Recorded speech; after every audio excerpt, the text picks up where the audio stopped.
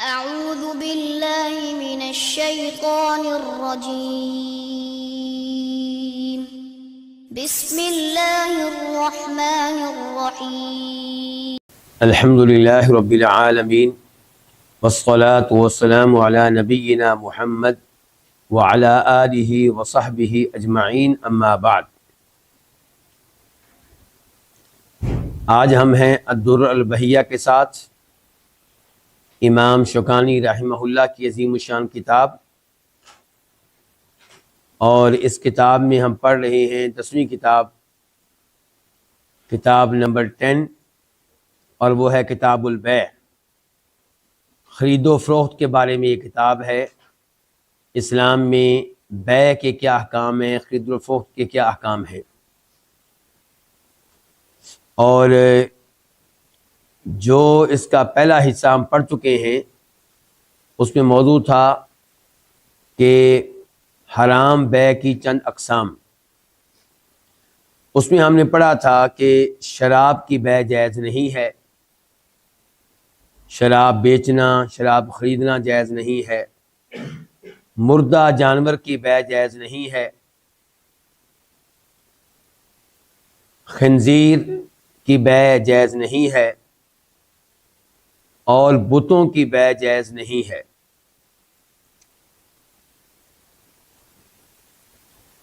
اور آج ہے والکلب۔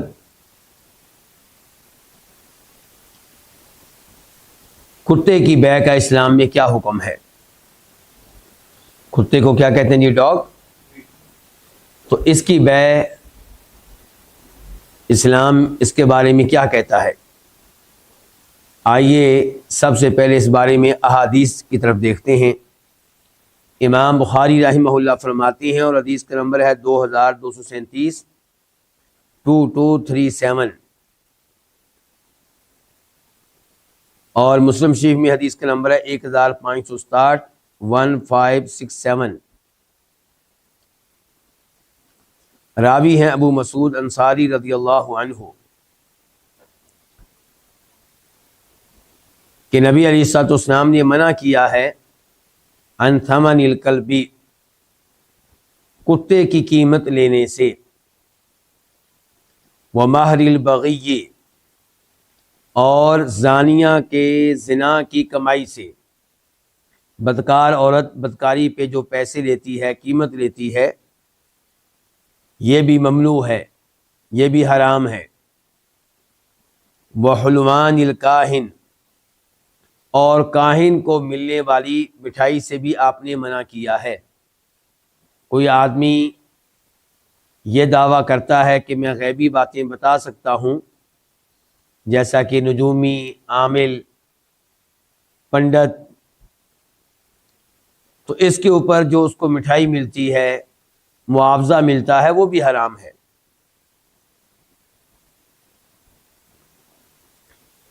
تو اس حدیث سے یہ پتہ چلا کہ کتے کی قیمت سے منع کیا ہے نبی علیہ الصلوۃ والسلام نے۔ دوسرے نمبر پہ حدیث ہے مسلم شریف کی، حدیث کا نمبر ہے 1568 1568، کہ فرمایا نبی علیہ الصلوۃ والسلام نے، ثمن الکلب خبیث، کتے کی جو قیمت ہے یہ خبیث چیز ہے، یہ اچھی چیز نہیں ہے۔ تیسرے نمبر پہ عبداللہ ابن عباس روایت کرتے ہیں کہ نبی علیہ الصلوۃ والسلام نے کتے کی قیمت لینے سے منع کیا ہے۔ نہا رسول اللہ صلی اللہ علیہ وسلم عن ثمن الکلب وَإِن جَاءَ يَطْلُبُ ثَمَنَ الْكَلْبِ فَامْلَأْ كَفَّهُ تُرَابًا، اگر کوئی کتا بیچے اور کتے کی قیمت مانگے، کتے کی قیمت لینے کے لیے آپ کے پاس آئے، تو آپ اس کی ہتھیلی کو مٹی سے بھر دیں۔ وہ چاہتا ہے کہ اس کی ہتھیلی کو بھرا جائے، کس سے؟ پیسوں سے، قیمت سے، تو آپ اس کی ہتھیلی میں مٹی ڈال دیں، یعنی کہ اس کو اس کی قیمت نہ دیں۔ یہ حدیث ابو داؤد شریف کی ہے، نمبر ہے 3482 3482۔ شیخ البانی رحمہ اللہ نے اس حدیث کو صحیح قرار دیا ہے۔ ان تمام احادیث سے کیا پتہ چلا کہ کتا بیچنا، کتا خریدنا جائز نہیں ہے۔ امام نووی رحمہ اللہ فرماتے ہیں، جنہوں نے مسلم شریف کی شرح لکھی ہے، اور ان کی گفتگو کا خلاصہ یہ ہے کہ کتے کی بیع جائز نہیں ہے، کتے کی قیمت لینا جائز نہیں ہے، اور اگر کوئی کتے کو مار دیتا ہے تو اس کے اوپر کوئی جرمانہ نہیں ڈالا جائے گا، چاہے یہ کتا شکاری ہو جسے شکار کی باقاعدہ ٹریننگ دی گئی ہو، تعلیم دی گئی ہو، یا عام کتا ہو، چاہے یہ وہ کتا ہو جس کو رکھنے کی اجازت ہے اسلام میں، یا وہ کتا ہو جس کو اسلام میں پالنے کی، رکھنے کی اجازت نہیں ہے، ہر شکل میں بیع ممنوع ہے۔ یعنی کہ وہ کتا جسے رکھنے کی اجازت ہے اس کی بھی بیع ممنوع ہے۔ مثال کے طور پہ شکاری کتا، مثال کے طور پہ وہ کتا جسے جانوروں کی حفاظت کے لیے رکھا گیا ہے، وہ کتا جسے کھیتی باڑی کی حفاظت کے لیے رکھا گیا ہے۔ یہ موقف ہے جماہیر علماء کرام کا، امام شافعی کا، امام احمد کا، اور اسی کے مطابق فتویٰ تھا، فتویٰ ہے سعودی عرب کے علماء کرام کی مستقل کمیٹی کا، جس کو لجنہ دائمہ کہتے ہیں۔ یہی فتویٰ تھا شیخ ابن باز رحمہ اللہ کا۔ دوسرا قول علماء کرام کا یہ ہے کہ وہ کتا جسے پالنے کی اجازت ہے، رکھنے کی اجازت ہے، اس کی بیع کی بھی اجازت ہے۔ یعنی کہ شوقیہ کتا نہ رکھنے کی اجازت، نہ اسے خریدنے کی اجازت، نہ بیچنے کی اجازت، لیکن وہ کتا جسے رکھنے کی اسلام اجازت دیتا ہے اس کی بیع کی بھی اجازت ہے۔ یہ موقف ہے امام ابو حنیفہ رحمہ اللہ کا۔ وہ کہتے ہیں کہ ان کتوں کی بیع درست ہے جن کا کوئی نہ کوئی فائدہ ہوتا ہے، جن میں کوئی نہ کوئی منفعت پائی جاتی ہے، اور اگر ایسے کتے کو کوئی مار دے تو اس کے اوپر جرمانہ بھی ڈالا جائے گا۔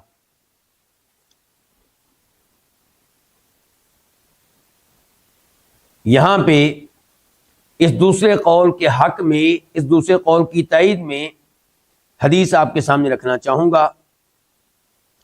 ترمذی شریف کی حدیث ہے، نمبر ہے 1281 1281، راوی ہیں ابو ہریرہ رضی اللہ تعالی عنہ، کہتے ہیں کہ نبی علیہ السلام نے کتے کی قیمت سے منع کیا ہے، الا یہ کہ شکار کا کتا ہو۔ تو شکار کا کتا جو ہے اسے بیچنے کی آپ نے اجازت دی ہے۔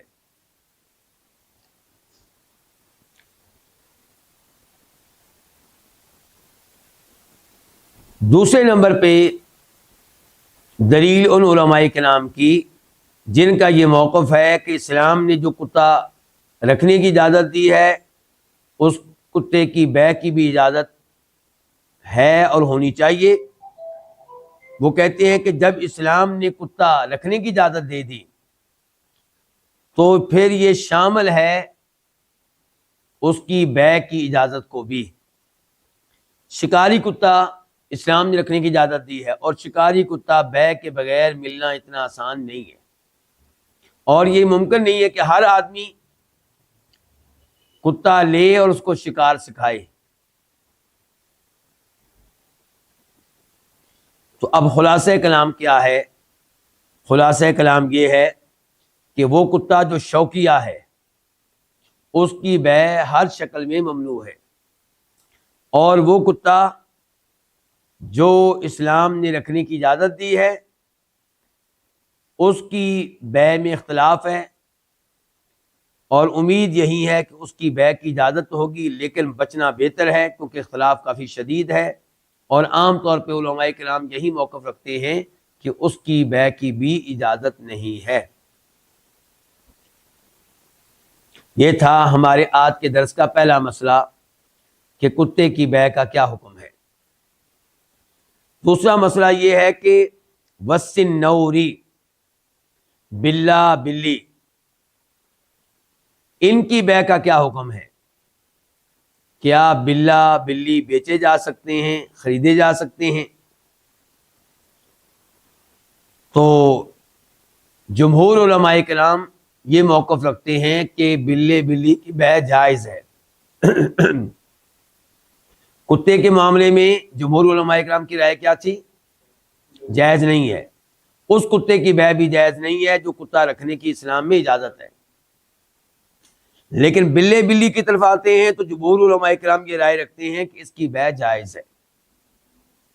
البتہ امام احمد رحمہ اللہ سے ایک روایت یہ ملتی ہے کہ وہ اس کی بیع کو مناسب خیال نہیں کرتے۔ درست موقف کیا ہے؟ درست موقف انشاءاللہ یہی ہے کہ بلی کی بیع بھی جائز نہیں ہے۔ کیوں؟ اس بارے میں حدیث ہے جسے روایت کرتے ہیں امام مسلم رحمہ اللہ۔ حدیث کا نمبر ہے 1569 1569۔ ابو الزبیر کہتے ہیں، تابعی ہیں، کہ میں نے جابر بن عبداللہ صحابی سے پوچھا کتے کی قیمت کے بارے میں اور بلی کی قیمت کے بارے میں، تو وہ کہنے لگے زجر النبی صلی اللہ علیہ وسلم عن ذلک، کہ نبی علیہ السلام نے اس سے منع کیا ہے اور اس معاملے میں ڈانٹا ہے آپ نے۔ اور ابو داؤد شریف میں الفاظ آئے ہیں نہا، کہ آپ نے منع کیا ہے۔ تو جب حدیث صحیح ہے، مسلم شریف کی ہے، تو ہم نے یہ نہیں دیکھنا کہ جمہور کی طرح ہے۔ ہم ہیں حدیث پہ عمل کرنے والے، ہم ہیں اہل الحدیث، ہم ہیں سلفی لوگ۔ اللہ کے رسول کا حکم آ گیا، ہم نے مان لیا۔ تو جب نبی علیہ السلام نے اسے منع کیا ہے تو پھر ہم اس کو ممنوع ہی سمجھیں گے اور یہ سمجھیں گے کہ ایسا کرنا جائز نہیں ہے۔ آپ کو بلی بلا کہیں سے تحفے کے طور پہ مل جائے تو ٹھیک ہے، لیکن یہ کہ آپ اس کی بیع کریں، اس سے آپ علیہ السلام نے منع کیا ہے۔ آج کے درس کا تیسرا مسئلہ والدم، خون کی بیع کا کیا حکم ہے؟ کیا خون کی بیع حلال ہے کہ حرام ہے؟ تو پہلے اس معاملے میں حدیث آپ کے سامنے رکھتے ہیں۔ امام بخاری رحمہ اللہ روایت کرتے ہیں، حدیث کا نمبر ہے 2238 2238۔ ابو جحیفہ اس کے راوی ہیں، وہ کہتے ہیں کہ رأیت ابی اشترا حجامہ، میرے والد گرامی نے ایک ایسا غلام خریدا جو سینگی لگانے میں ماہر تھا۔ سینگی لگانا یعنی کہ کپنگ، گندا خون نکالنے کے معاملے میں وہ ماہر تھا۔ فَأَمَرَ بِمَحَاجِمِهِ فَقُصِرَتْ، والد گرامی نے حکم دیا کہ اس غلام کے سینگی لگانے کے آلات کو توڑ دیا جائے۔ چنانچہ وہ توڑ دیے گئے۔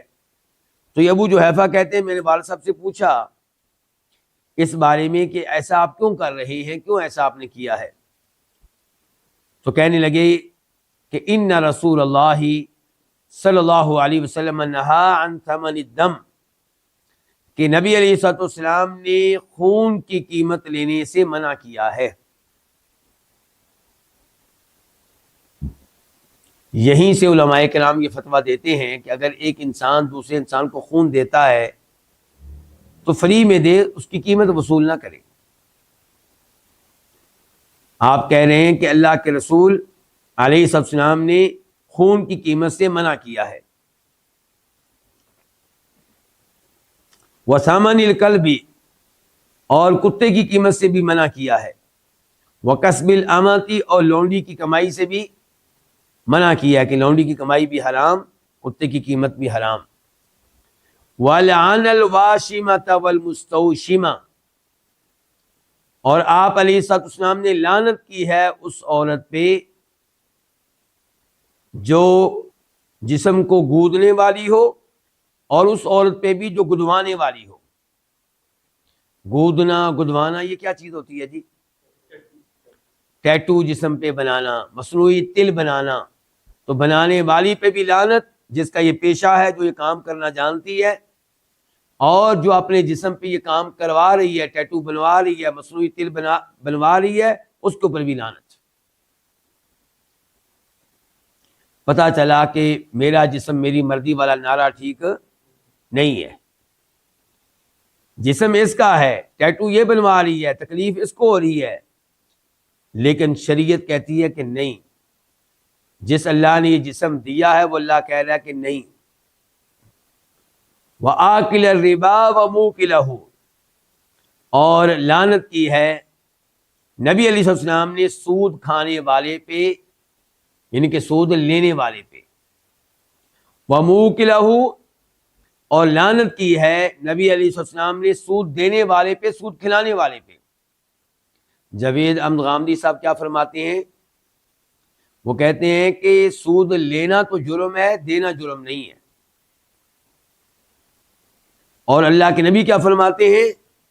بخاری شریف کی حدیث ہے، شک و شبہ سے بالاتر ہے کہ سود لینے والے پہ بھی لعنت، سود دینے والے پہ بھی لعنت۔ اللہ تعالیٰ جاوید احمد غامدی صاحب کو ہدایت دے، انہوں نے ایک دنیا کو گمراہ کیا ہے۔ وَلَعَنَ الْمُصَوِّرَ، اور لعنت کی ہے نبی علیہ السلام نے تصویر بنانے والے پہ، کیمرے کی تصویر، موبائل کی تصویر، اس بارے میں تو گفتگو بعد میں ہوگی، لیکن تصویر بنانے والا جو اپنے ہاتھ کے ساتھ بناتا ہے، جاندار کی تصویر، انسان کی تصویر، وقت کے پرائم منسٹر کی، وزیر اعظم کی تصویر اپنے ہاتھ کے ساتھ، پینسل کے ساتھ، قلم کے ساتھ، یا کسی اور کھلاڑی کی تصویر، والد صاحب کی تصویر، بیگم صاحبہ کی تصویر، شوہر کی تصویر، تو ایسے لوگوں پہ لعنت کی ہے نبی علیہ السلام نے۔ ایسے ہی جو مجسمے بنائے جاتے ہیں وہ تو سب سے پہلے اس میں داخل ہوں گے۔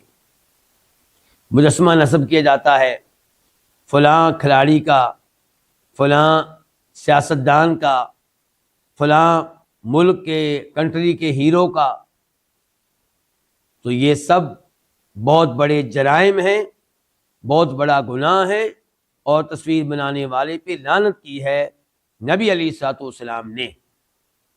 جہاں تک تعلق ہے کیمرے کی تصویر کا، موبائل کی تصویر کا، اس سے بھی جتنا بچیں اتنا ہی بہتر ہے، لیکن بہرحال اس میں اختلاف پایا جاتا ہے۔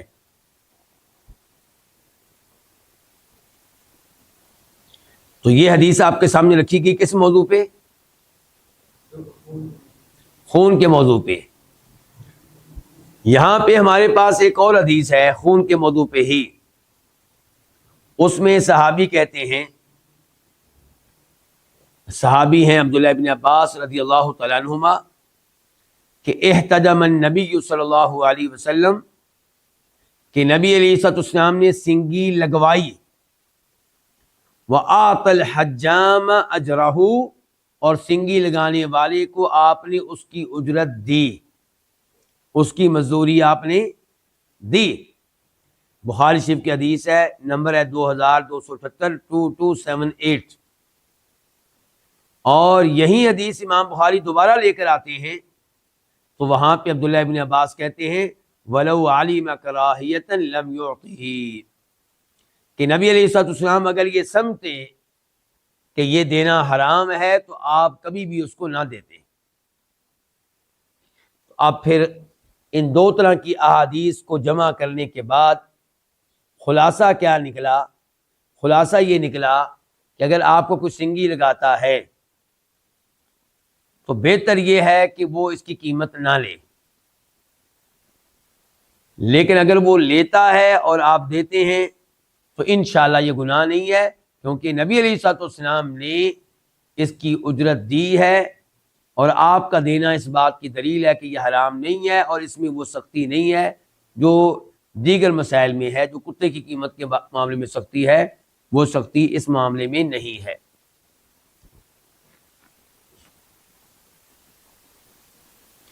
آج کتنے مسئلے پڑھ چکے ہم؟ 3۔ نمبر 1 کتے کے بارے میں، نمبر 2 بلی کے بارے میں، نمبر 3 خون کے بارے میں۔ چوتھا مسئلہ ہے وعصب الفحل، سانڈ کی جفتی پہ اجرت لینے کے بارے میں، یعنی کہ آپ کا بکرا ہے، آپ کا بیل ہے، آپ کا اونٹ ہے، اور کسی کی اونٹنی ہے، کسی کی گائے ہے، کسی کی بکری ہے، حمل ٹھہرانے کے لیے آپ کے سانڈ کو اجرت پہ لیا گیا ہے اور طے ہوا ہے کہ آپ کو قیمت دی جائے گی، تو اس کا کیا حکم ہے؟ امام شوکانی کہتے ہیں واسب الفحلی، کہ یہ بھی جائز نہیں ہے، سانڈ کی جفتی پر اجرت لینا جائز نہیں ہے۔ کیا دلیل ہے جی اس کی؟ امام بخاری روایت کرتے ہیں، حدیث کا نمبر ہے 2284 2284، راوی ہے عبداللہ بن عمر رضی اللہ عنہما، وہ کہتے ہیں کہ نہى النبی صلی اللہ علیہ وسلم عن اسب الفحلی، کہ نبی علیہ الصلوۃ والسلام نے منع کیا ہے سانڈ کی جفتی پہ اجرت لینے سے، اور مسلم شریف کی حدیث ہے، نمبر ہے 1565 1565، حدیث کے راوی ہیں جناب جابر بن عبداللہ، کہ نہا رسول اللہ صلی اللہ علیہ وسلم عن بیع ضراب الجمل، کہ نبی علیہ السلام نے منع کیا ہے اونٹ کی جفتی کو بیچنے سے۔ تو دو احادیث بعد ہیں، ایک بخاری کی ایک مسلم کی، کہ ایسا کرنا جائز نہیں ہے۔ البتہ اگر کوئی خوشی سے آپ کو دے دے تو وہ آپ لے سکتے ہیں، آپ کا بیل وہ لے کر گیا، آپ کا اونٹ وہ لے کر گیا، آپ کا بکرا لے کر گیا، تاکہ اس کا جو مؤنث جانور ہے، اس کا مادہ جانور جو ہے اس کا حمل ٹھہر سکے، تو آپ نے اس سے کوئی قیمت نہیں مانگی، آپ نے ایسا کوئی مطالبہ نہیں کیا، لیکن جب وہ واپس کرنے آیا آپ کا اونٹ، آپ کا بیل، آپ کا بکرا، اس نے ساتھ آپ کو ایک مٹھائی کا ڈبہ دے دیا، سویٹ کا ڈبہ دے دیا، سوٹ دے دیا یا پیسے دے دیے، تو ایسا کرنا انشاءاللہ یعنی کہ جائز ہے، اس میں کوئی حرج نہیں ہے۔ اس کی کیا دلیل ہے؟ انس رضی اللہ عنہ کہتے ہیں، اور ترمذی شریف کی حدیث ہے، نمبر ہے 1284 1274 1274، انس کہتے ہیں کہ نبی علیہ الصلوۃ والسلام سے سوال کیا گیا، سوال کرنے والے نے کہا اللہ کے رسول کہ ہم اپنے نر جانور کو کسی کے مادہ جانور پر چھوڑتے ہیں تاکہ حمل ٹھہر سکے، تو بعد میں وہ آدمی جس کے مادہ جانور پہ، مؤنث جانور پہ ہم اپنے نر جانور کو، مذکر جانور کو چھوڑتے ہیں، وہ ہماری عزت کرتا ہے، تکریم کرتا ہے، یعنی کہ ہمیں کوئی تحفہ وغیرہ دے دیتا ہے، تو آپ علیہ الصلوۃ والسلام نے اس کی رخصت دی، اس کی اجازت دی۔ یہاں پہ ایک اور چیز کی وضاحت کر دوں کہ اگر جانوروں کے مالک یہ کہیں کہ اگر ہم قیمت نہیں دیتے، اگر ہم اس کی بیع نہیں کرتے، معاہدہ نہیں کرتے، تو ہمیں کوئی اپنا جانور دیتا ہی نہیں حمل ٹھہرانے کے لیے، تو پھر ہم کدھر جائیں؟ تو علماء کرام کا مشورہ یہ ہے کہ جب آپ کے جانور زیادہ ہیں، آپ نے اتنے مؤنث جانور رکھے، اتنی بکریاں رکھی ہوئی ہیں، 20 بکریاں، 30 بکریاں، 15 بکریاں، تو آپ ایک بکرا بھی رکھیں، اور اگر آپ کی ایک بکری ہے تو پھر آپ اور آپ کے دائیں بائیں کئی لوگوں نے بکریاں رکھی ہوئی ہیں، آپ مل کے ایک بکرا خرید لیں، اور فرض کریں کہ آپ سب میں اس چیز کی طاقت نہیں ہے، آپ مجبور ہیں، آپ کا کوئی ساتھ نہیں دیتا اور آپ کی مجبوری ہے، تو پھر آپ اجرت پہ سانڈ لا سکتے ہیں اور اس کو قیمت دے سکتے ہیں، کیونکہ آپ کی مجبوری ہے، یہ کوئی شوق نہیں ہے، یہ کتے والا معاملہ نہیں ہے۔ کتا رکھنا لوگوں کا کیا ہے؟ شوق، اور یہ مجبوری ہے۔ شریعت نے بکریاں رکھنے کی اجازت دی ہے، بکریوں کو کاروبار کرنے کی اجازت دی ہے، بکریاں پالنے کی اجازت دی ہے، بلکہ ترغیب دی گئی ہے، بتایا گیا کہ ان میں برکت ہوتی ہے۔ اس لیے یہاں پہ اگر مجبوراً آپ کو قیمت دینا پڑ جائے تو آپ کے لیے قیمت دینا جائز ہوگا، اور لینے والے کے لیے قیمت لینا جائز نہیں ہوگا۔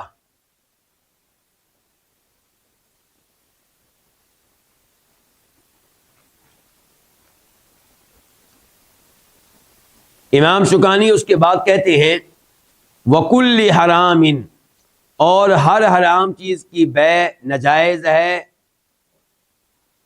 درست نہیں ہے۔ اسلام نے جس چیز کو حرام قرار دے دیا، چاہے اس کی بیع سے منع نہ کیا ہو، اس کی بیع کیا ہے؟ حرام ہے، ممنوع ہے۔ جب وہ چیز حرام ہے تو اس کی بیع بھی کیا ہے؟ حرام ہے۔ اس کی کیا دلیل ہے جی؟ اس کی دلیل وہ حدیث ہے جو ہم نے گزشتہ درس میں پڑھی تھی، بخاری شریف میں اس کا نمبر ہے 2236 2236، مسلم شریف میں اس کا نمبر ہے 1581 1581۔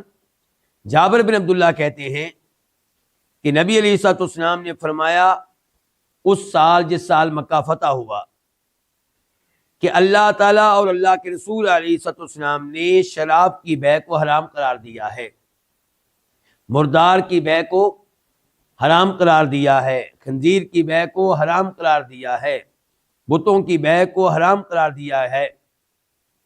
تو کہا گیا اللہ کے رسول علیہ الصلوۃ والسلام، مردار کی چربی کے بارے میں آپ کی کیا رائے ہے؟ آپ کیا کہتے ہیں؟ اس کے بارے میں آپ بتائیے، کیونکہ مردار کی چربی، اس سے کشتیوں کو روغن کیا جاتا ہے،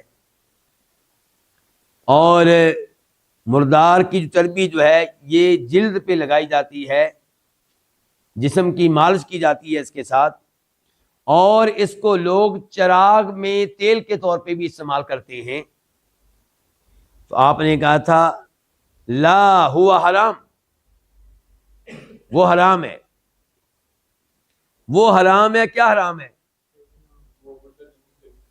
کچھ علماء کرام کہتے ہیں اس سے مراد یہ ہے کہ بیع حرام ہے، اور کچھ کہتے ہیں کہ نہیں، استعمال کرنا ہی حرام ہے، جبکہ صحیح بات یہ ہے اور مضبوط موقف یہ لگ رہا ہے کہ بیع حرام ہے، کیونکہ گفتگو ہو رہی تھی بیع کے بارے میں۔ آپ نے کہا تھا شراب کی بیع حرام، مردار کی بیع حرام، خنزیر کی بیع حرام، بتوں کی بیع حرام۔ تو کہا گیا کہ مردار کی چربی کے بارے میں بتائیے، یعنی کہ اس کی بیع کے بارے میں بتائیے، کیونکہ اس کے بڑے فوائد ہیں۔ تو آپ نے یہ نہیں کہا کہ اس کو چراغ کے طور پہ استعمال کرنا حرام ہے، آپ نے کہا ہوا حرام، یعنی کہ بیع حرام ہے۔ تو اس سے پتا چلا کہ ہر حرام چیز کی بیع بھی حرام ہے۔ پھر آپ نے یہ کہا تھا کہ اللہ تعالیٰ یہودیوں کو تباہ و برباد کرے۔ جب اللہ تعالیٰ نے ان پہ چربیاں حرام کر دیں تو انہوں نے کیا کیا؟ چربیاں پگھلانے لگے اور پھر اس کو بیچنے لگے اور اس کی قیمت کھانے لگے۔ اس کے بعد ہمارا آئندہ مسئلہ یہ ہے کہ وہ فضل الماء، اور زید پانی کی بیع بھی حرام ہے۔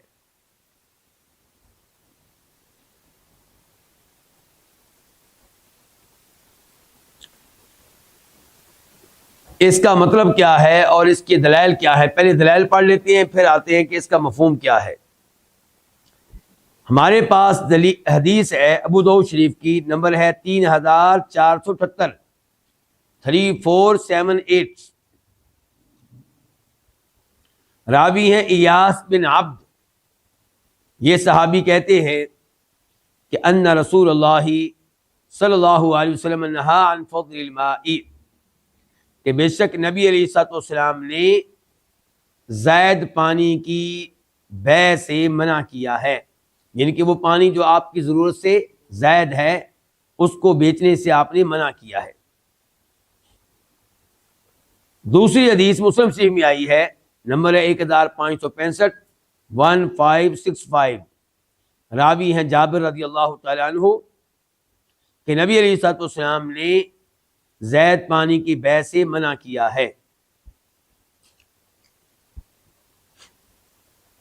تیسری حدیث ابو داؤد شریف کی، نمبر ہے 3477، 3477، کہ الناس شرکاء فی ثلاث، لوگ تین چیزوں میں شریک ہیں، سب کا حصہ ہے ان میں.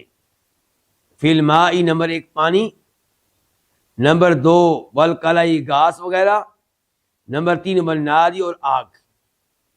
اس حدیث کو شیخ البانی رحمہ اللہ نے صحیح قرار دیا ہے. اب آپ علیہ السلام نے کیا کہا ہے؟ کون سا پانی ممنوع ہے بیچنا؟ زائد پانی، فالتو پانی.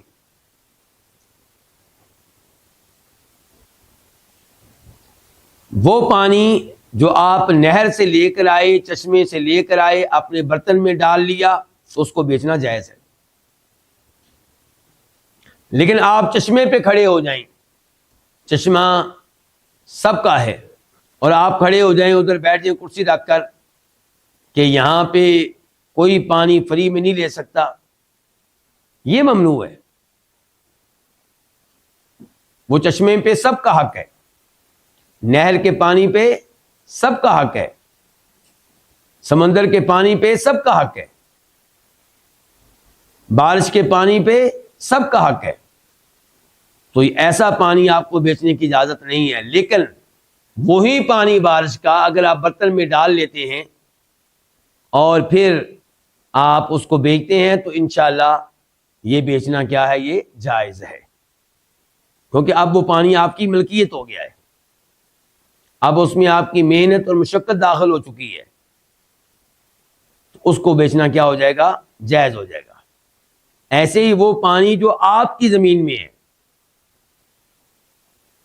وہ پانی جو آپ کی زمین میں ہے، انشاءاللہ اس کو بھی بیچنا کیا ہے؟ جائز ہے. یہی صورتحال گھاس کی ہے. جو گھاس آپ نے باقاعدہ اپنی زمین میں اگایا ہے بیچنے کے لیے، وہ آپ بیچ سکتے ہیں. لیکن وہ گھاس جو سرکاری زمین پہ ہے، وہ آپ بیچنا شروع کر دیں. کوئی کاٹنے کے لیے آیا تو آپ کہتے ہیں پہلے پیسے دو پھر تم کاٹ سکتے ہو. تو جیسے آپ کا حق ہے ویسے ہی اس کا حق ہے. لیکن وہی گھاس سرکاری زمین سے آپ کاٹیں اور کاٹنے کے بعد اپنی شاپ پہ جا کر بیچیں تو انشاءاللہ کوئی حرج نہیں ہے. جہاں تک تعلق ہے آگ کا، تو آپ کی آگ جل رہی ہے، کوئی آدمی کوئی چیز لے کر آیا اور اس کے ذریعے آگ حاصل کی اور آپ اس کو روک رہے ہیں، تو یہ آپ کا روکنا غلط ہے. وہ آپ کی کوئی چیز لے کر نہیں جا رہا، آپ کا کوئی نقصان کر کے نہیں جا رہا، بس وہ کوئی ایسی چیز لے کر آیا جس کے ذریعے آگ اس کے گھر میں بھی پہنچ جائے. آپ کی آگ کے ذریعے اس نے آگ جلائی ہے، تو یہ یعنی کہ کیا ہے؟ جائز ہے، اور اس کو بیچنا ممنوع ہوگا. اگر سگریٹ پینا جائز ہوتا، اگر سگریٹ پینا حرام ہے، سگریٹ پینا کیا ہے؟ حرام ہے، اور حرام ہونے کی کوئی ایک وجہ نہیں، کئی وجوہات ہیں. سگریٹ پینا حرام ہے، یہی صحیح بات ہے. لیکن اگر سگریٹ پینا جائز ہوتا تو آپ کے پاس سگریٹ ہے اور آپ کسی دوسرے سگریٹ پینے والے کو جانتے ہیں اور اس سے مانگتے ہیں کیا جی؟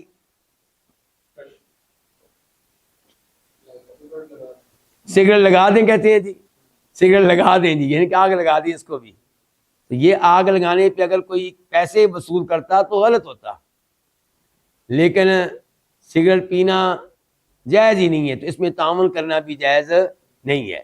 سگریٹ پینے والے کے ساتھ کسی قسم کا تعاون نہیں کرنا چاہیے. گناہ کے کام میں تعاون کرنا بھی گناہ ہے.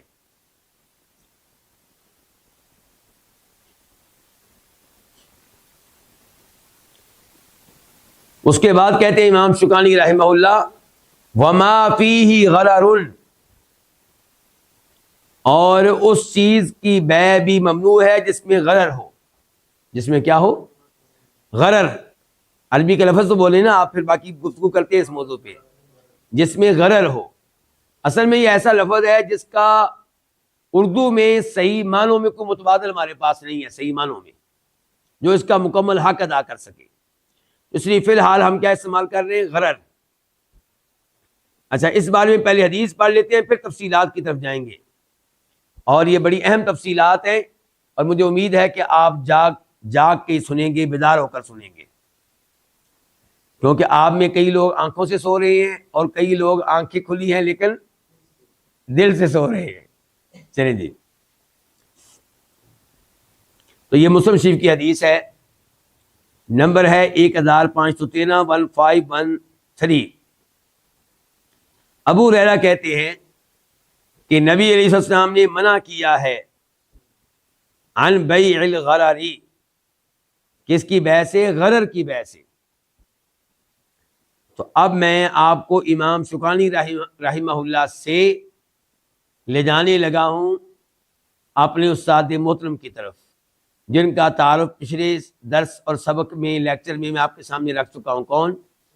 ڈاکٹر شیخ سلیمان سلیم اللہ الروحیلی، درس دیتے ہیں مسجد نبوی میں، اور اسلامک یونیورسٹی مدینہ یونیورسٹی کے پروفیسر رہے ہیں اور امید ہے کہ اب بھی ہوں گے۔ بہت بڑے ان کے شیخ ہیں، علم میں بہت پختہ ہیں، تو ان کی کتاب کی طرف میں آپ کو لے کر جا رہا ہوں۔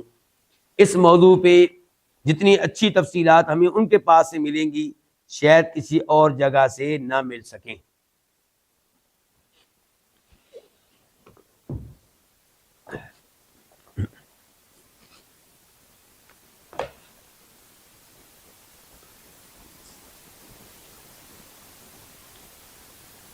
وہ کہتے ہیں بیع الغرر کے بارے میں، کہتے ہیں کہ بیع کے باب میں، خرید و فروخت کے باب میں، چیزیں خریدنا بیچنا، اس موضوع پہ یہ ایک عظیم اصول ہے کہ بیع الغرر سے بچیں۔ اب کہتے ہیں غرر کہتے کس کو ہیں عربی لغت میں؟ عربی لغت میں، اسلام تو بعد میں آیا نا، لفظ غرر تو عربی میں پہلے بھی موجود تھا، تو اس کو کہتے ہیں عربی لغت میں غرر کس کو کہتے ہیں؟ کہتے ہیں کہ کئی علماء کرام کا موقف یہ ہے کہ یہ لفظ ہے غرور سے۔ کہاں سے آیا ہے؟ اور غرور کا معنی ہوتا ہے دھوکہ دینا، دھوکہ دینا، باطل طریقے سے، ناجائز طریقے سے لوگوں کا مال کھانا۔ دوسرا موقف یہ ہے کہ یہ لفظ ہے تغریر سے، اور یہیں سے کہا جاتا ہے غرر بنفسہ، اس آدمی نے اپنے آپ کو ہلاکت میں ڈالا، ہلاکت کے خطرے میں ڈالا۔ تو پھر اس کا مطلب ہوگا کہ اپنے مال کو ہلاکت میں ڈالنا۔ اپنے مال کو، پہلا معنی کیا تھا؟ دھوکہ دینا، دوسرا کیا ہے؟ اپنے مال کو ہلاکت میں ڈالنا، اور تیسرا یہ ہے کہ یہ لفظ، اس کا جو معنی ہے وہ الخطر ہے، خطرناک۔ تو اب یہ تین چیزیں ذکر کرنے کے بعد استاد محترم کہتے ہیں یہ تینوں چیزیں موجود ہیں بیع الغرر میں، غرر والی بیع میں تینوں چیزیں موجود ہیں۔ اس میں دھوکہ ہوتا ہے، اس میں انسان اپنے مال کو خطرے میں ڈالتا ہے، اور اس میں انسان کو پتہ نہیں ہوتا کہ یہ بیع ہو سکے گی یا نہیں ہو سکے گی۔ تو تینوں چیزیں اس میں پائی جاتی ہیں۔ یہ تھی غرر کی وضاحت عربی لغت کے اعتبار سے۔ اب کہتے ہیں کہ ہم دیکھتے ہیں کہ علماء کرام کیا کہتے ہیں بیع الغرر کی وضاحت کرتے ہوئے، کیا کہتے ہیں؟ انہوں نے اس معاملے میں قول ذکر کیا امام خطابی کا، قول ذکر کیا امام نووی کا، قول ذکر کیا انہوں نے شیخ الاسلام ابن تیمیہ رحمہ اللہ کا، قول ذکر کیا امام ابن القیم رحمہ اللہ کا۔ کتنے علماء کرام کے اقوال ذکر کیے؟ 4۔ اب ان چاروں کے اقوال میں آپ کے سامنے نہیں رکھوں گا، ان چاروں کے اقوال کا خلاصہ آپ کے سامنے رکھوں گا۔ مفہوم؟ خلاصہ یہ ہے کہ غرر جو ہے، اور غرر آپ سمجھ گئے آپ کیا، وہ بیع جس میں کیا ہو؟ دھوکہ ہو، جس بیع میں کیا ہو؟ خطرہ ہو، جس بیع میں آپ اپنے مال کو خطرے میں ڈال رہے ہوں۔ تو غرر جو ہوتا ہے یہ کبھی اس انداز سے ہوتا ہے کہ قیمت میں غرر ہوتا ہے۔ کس میں؟ قیمت میں، اور قیمت کی مقدار میں۔ کبھی غرر ہوتا ہے کسی چیز کی قیمت اور مقدار میں۔ مثال کے طور پہ آپ کسی چیز کی بے کرتے ہیں اور بے ہو رہی ہے دو قیمتوں پہ. کتنی قیمتوں پہ؟ دو. اور دو قیمتوں پہ ڈن بھی ہو جاتا ہے. مثال اس کی کہ یہ موبائل آپ کو ملے گا نقد میں 1,00,000 روپے میں، اور قسطوں پہ اگر آپ لیں گے، ادھار پہ لیں گے، تو آپ کو ملے گا 1,20,000 روپے میں. 20,000 روپے فالتو. آپ کہتے ہیں چلو جی اس موبائل کی بے ہو گئی، میں نے خرید لیا، آپ نے بیچ دیا، ڈن ہو گیا جی.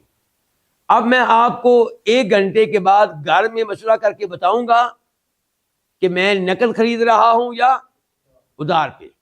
اچھا بے پہلے ہو چکی ہے پکی.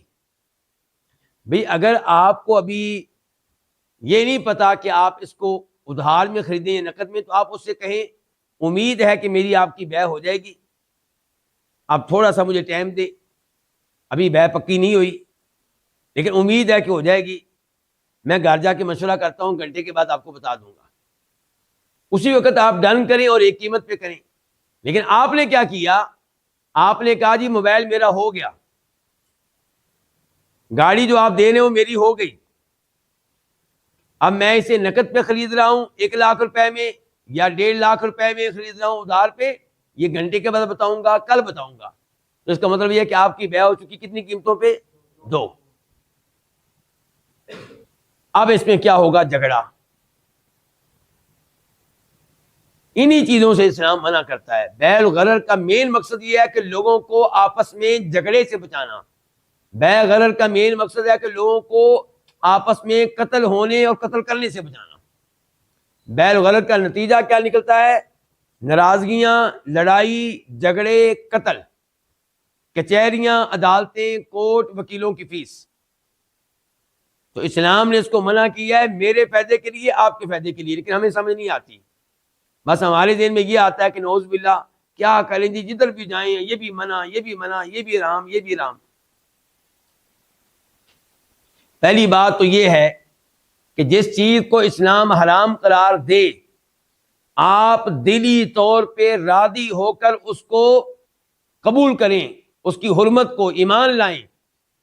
ایک تو آپ بچیں، اور ایک یہ بھی دل میں ہو کہ اللہ نے جو کیا ہے صحیح کیا ہے، اس میں کوئی حکمت ہوگی، اس کا کوئی فائدہ ہوگا، یہ میرے فائدے کے لیے اسلام نے کیا ہے، اللہ جو کرتا ہے بالکل صحیح کرتا ہے. اور ایک یہ کہ آپ کہتے ہیں ٹھیک ہے چلو میں نہیں کروں گا، مولوی روک رہے ہیں جی، سب کہہ رہے ہیں جی، لیکن دل میں آپ مطمئن نہیں ہیں، آپ سمجھتے ہیں بڑی سختیاں جی یہ. تو اللہ تعالیٰ کو آپ کی اس قسم کی اطاعت کی کوئی ضرورت نہیں ہے. آپ اللہ کی بات اس انداز سے مانتے ہیں، اللہ کو آپ کے ماننے کی کوئی ضرورت نہیں ہے. اللہ آپ سے مستغنی، بے نیاز ہے. اللہ کا جو حکم مانے 100% راضی ہو کر مانے. اللہ نے جن چیزوں کو واجب قرار دیا ہے ان کو اپنائیں راضی ہو کر. نماز پڑھنے کے لیے جائیں تو اسے بوجھ نہ سمجھے. اگر بوجھ سمجھنا ہے تو اللہ کو آپ کی نماز کی کوئی ضرورت نہیں. تو یہاں پہ آپ سمجھ گئے ہوں گے کہ قیمت کے اعتبار سے کیا ہے، جہالت پائی جا رہی ہے. قیمت کے اعتبار سے کیا پائی جا رہی ہے؟ قیمت معلوم نہیں ہے، یا یہ ہوگی یا وہ ہوگی. اور اسی میں یہ بھی آ جائے گا، کیا دوست کہتا ہے جی میں نے آپ کی گاڑی خریدنی ہے، ٹھیک ہے جی قیمت او کر لیں گے جی، کر لیں گے، میں اور آپ ایک ہی چیز ہیں، آپ لے لیں گاڑی، آپ کی ہے جی، لے جائیں، یہ پکڑے چابی لے گیا جی، ہوگی بھائی جی.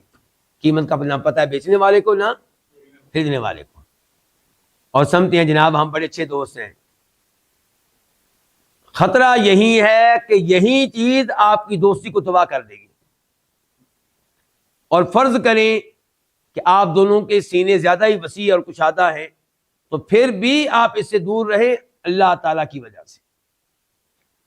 اللہ نے جو منع کیا اس کے پیچھے کئی حکمتیں، ایک حکمت یہی ہے کہ آپ کی دوستی محفوظ رہے، آپ کی رشتہ داری آپس میں محفوظ رہے، آپ ایک دوسرے کے پڑوسی ہیں اور آپ کے تعلقات ٹھیک رہے.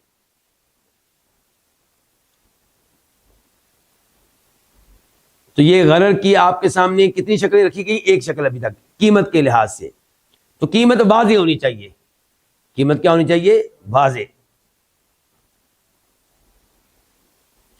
نمبر 2، پہلے تھا قیمت کا مسئلہ کہ وہ نامعلوم ہے، مجہول ہے، پتہ نہیں کیا ہے. اب ہے جو چیز بیچی جا رہی ہے اس کا نہیں پتا. عربی میں کہیں گے مبیع، جو چیز بیچی جا رہی ہے اس کا نہیں پتا کہ وہ کیا ہے. ایسا ہوتا ہے، میں اور آپ کرتے ہیں ایسا. آپ یہ نہ سمجھے کہ شاید دنیا میں یہ نہیں ہوتا. ابھی آپ کو مثال دیتا ہوں. یہ عید کے موقع پہ میلوں میں خاص طور پہ ایسے کام چلتے ہیں. کیا جی، میں آپ کو بیچ رہا ہوں وہ چیز جو میری جیب میں ہے 100 روپے کی. وہ کہتے ہیں وہ کیا ہے؟ نہیں بس آپ بتائیں آپ نے خریدنی کہ نہیں خریدنی. دوستیوں میں چلتا ہے یہ کام. جب دوست کھڑے ہوتے ہیں ایسے کوئی، وہاں پہ ایسے کام ہو رہے ہوتے ہیں، عام ہو رہے ہوتے ہیں. اچھا وہ جیب میں پتہ نہیں اب کیا ہوگا. 10 روپے کی کوئی ٹافی ہوگی، یا 300 روپے کی کوئی چیز ہوگی، یا 400 روپے کی ہوگی. یہ نہیں بچے خریدتے جو چیزیں جو ہوتی ہیں، وہاں پہ عام طور پہ ایسا ہوتا ہے. تو یہ بیع غلط ہے. پتہ ہی نہیں کہ اندر سے کیا نکلے گا، پتہ ہی نہیں ڈبے کے اندر کیا ہے. یہ آپ کی قسمت جی. تو یہ بیع کیا ہے؟ یہ غلط ہے.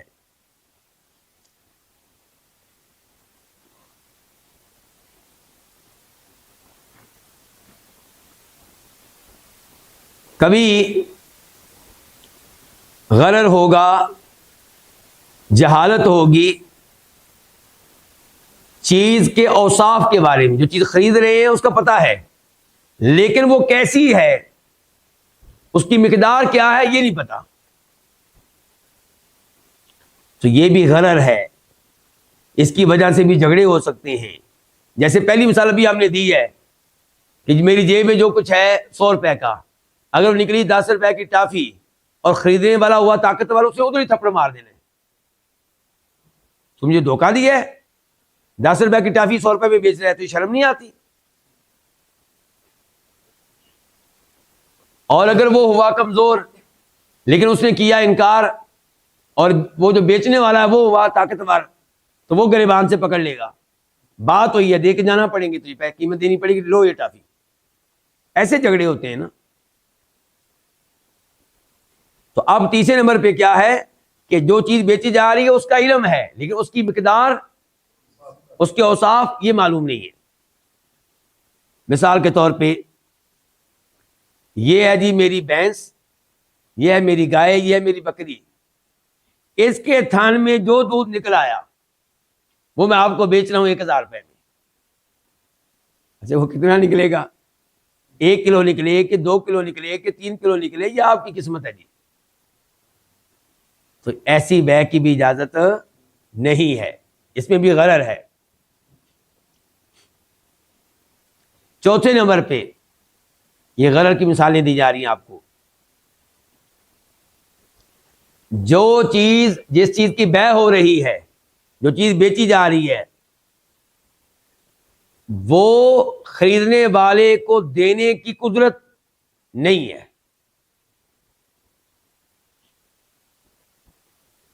تو یہ بھی غرر والی بیع ہے. وہ کیسے؟ ابھی مثالوں سے بات واضح ہو جائے گی انشاءاللہ. سمندر پہ دونوں کھڑے ہیں، سمندر کے کنارے. جناب یہ اس ایریے میں جتنی مچھلیاں ہیں یہ میں آپ کو بیچ رہا ہوں 1,00,000 روپے کی.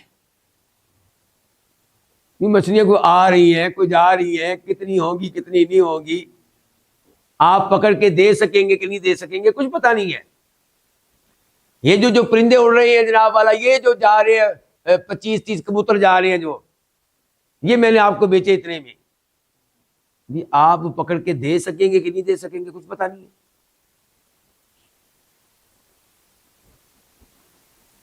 یا موجودہ زمانے کی مثالوں میں سے مثال، خالد صاحب کی گاڑی چوری ہو گئی. کیا ہوگی؟ یہ گاڑی چوری ہو گئی. اب جناب والا کسی بدماش سے ان کی بیع ہو رہی ہے، یا کسی پولیس والے سے. پولیس والوں کو پتا ہے کہ ہم نکلوا لیں گے، بدماشوں کو بھی پتا ہوتا ہے کہ ہم کچھ نہ کچھ کر لیں گے. اب ان کی بے ہو رہی ہے، گاڑی ویسے مارکیٹ میں تھی مثال کے طور پہ 20 لاکھ روپے کی، یہ بیچ رہے ہیں ہم کتنے کی؟ 10 لاکھ روپے کی۔ میری گاڑی گم ہوئی ہے جی، اس کا نمبر یہ ہے، رنگ یہ تھا، نام یہ تھا، آپ تلاش کر لیں تو 10 لاکھ روپے کی آپ کی ہے۔ تو یہ یعنی کہ ان کے اور ایسے ہی پلاٹ جس پہ کسی بدماش نے قبضہ کیا ہوا ہے، یہ جی میں نے آپ کو بیچا 20 لاکھ روپے میں، جبکہ وہ ہے 40 لاکھ روپے کا۔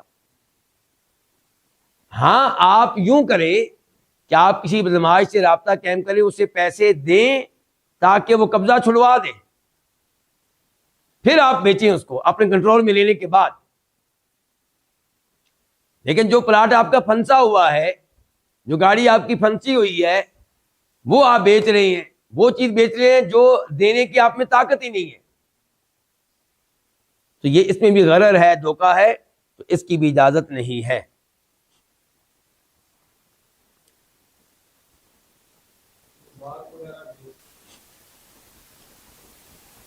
اور کبھی غرر ہوگا کہ جہالت ہوگی، چیز واضح ہے، چیز کیا ہے؟ واضح ہے، اور دینے کی بھی طاقت ہے، چوری والا معاملہ نہیں ہے، قبضے والا معاملہ نہیں ہے، لیکن کب دیں گے آپ؟ وقت نامعلوم۔ وقت کیا ہے؟ نامعلوم۔ یعنی کہ یہ گاڑی میں نے آپ کو بیچ دی ہے جی، کتنے کی جی؟ 30 لاکھ روپے کی۔ کب؟ جب حالات میرے اچھے ہوں گے میں آپ کو دے دوں گا۔ کب؟ جب میں نئی گاڑی خرید لوں گا تب آپ کو دے دوں گا۔ بھی آپ پتہ نہیں خریدیں گے 1 ہفتے میں یا مہینے میں یا 6 مہینے میں یا سال میں، مجھے کیا پتا آپ کیا کریں گے میرے ساتھ۔ ہاں یہ طے ہو سکتا ہے کہ میں میری آپ کی بے ہو رہی ہے، 1 مہینے تک میں آپ کو دوں گا گاڑی، کوئی مسئلہ نہیں، جائز ہے، لیکن پہلے یہ معاہدہ ہو۔ لیکن یہ جناب میں آپ کو تب دوں گا جب میں نئی گاڑی خرید لوں گا، تب دوں گا جب میرے ابا جی ٹھیک ہو جائیں گے، وہ بیمار رہتے ہیں، تو یہ غلط ہے۔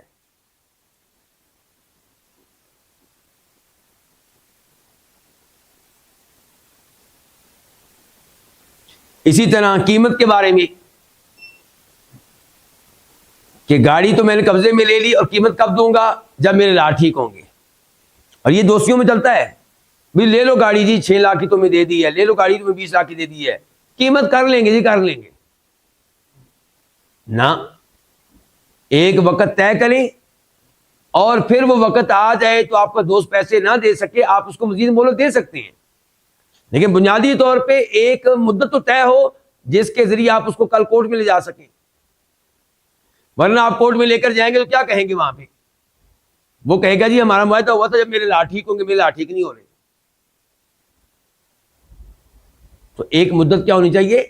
طے ہونی چاہیے۔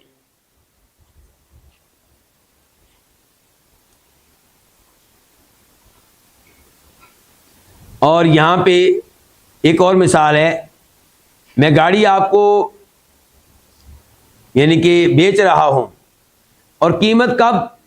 قیمت جب فلاں بندہ فوت ہو جائے گا۔